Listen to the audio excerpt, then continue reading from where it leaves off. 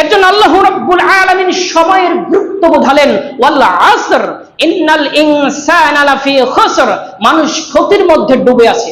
আল্লাহ যে আপনাকে সময় নামক একটি হায়াত দিয়েছেন, সময় নামক যে হায়াত দিয়েছেন, এই হায়াত ফুরিয়ে যাবার পরে কিয়ামতের মাঠে যখন হিসাবের জন্য আল্লাহর সামনে দাঁড়াতে হবে, তখন আপনি আফসোস করে আল্লাহকে বলবেন, রব্বি লাউলা আখখারতানি ইলা আজালিন করিব ফাআসাদদাকু ওয়া কুম মিনাস সালিহিন।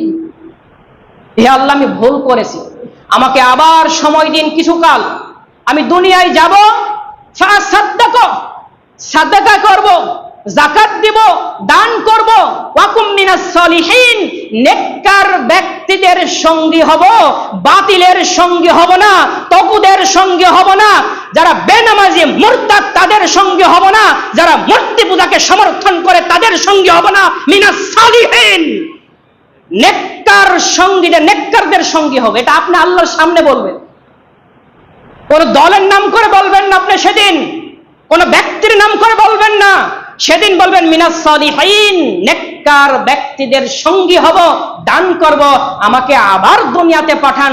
সময় হবে? একটু জোরে বলেন তো, সময় হবে? হবে না। এইখানে সময় আল্লাহ আপনাকে দিলেন, হায়াত দিলেন, আপনি গুরুত্ব বুঝলেন না, দাম দিলেন না। কিয়ামতের মাঠে সময়ের দাম বুঝার কারণে তখন বুঝবেন, সময়ের দাম বুঝার কারণে আল্লাহর কাছে সময় চাবেন, কিন্তু আল্লাহ সময় দেবে না।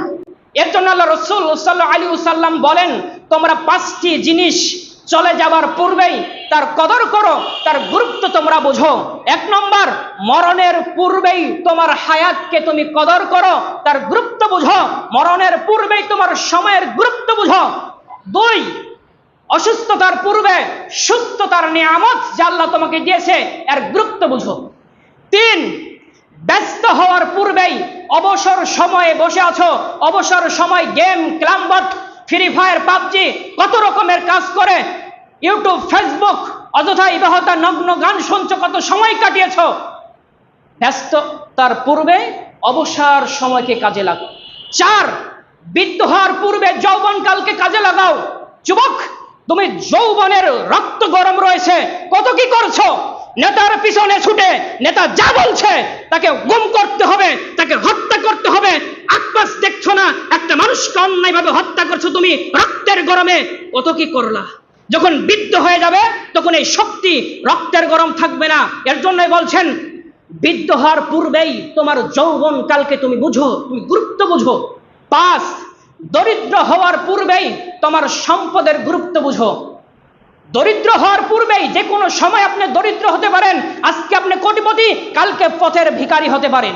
আজকে আপনি পথের ভিখারি, 5 মাস পর, 1 বছর পর আপনি ধনী হতে পারেন। পারেন না? পারেন। অথচ আপনার সম্পদ রয়েছে, আপনি যাকাত দিচ্ছেন না, আপনার সম্পদ রয়েছে, দান সাদকা করছেন না। ওদের বলেছিলাম কিয়ামতের মাঠে আফসোস করে বলবে, আমাকে আবার পাঠান, ফাসাদদাকু, আমি যাকাত দেব, আমি সাদকা করব, মিনাস সালিহিন, নেককারদের সঙ্গে হব। সময় হবে না। এই 5টি জিনিস চলে যাবার পূর্বে তার কদর করুন। এর জন্য আল্লাহ রাব্বুল আলামিন বলছেন, ওয়াল আসর, সময়ের কসম করে বলছি, ইন্নাল ইনসানা লাফি খুসর, মানুষ ক্ষতির মধ্যে ডুবে আছে।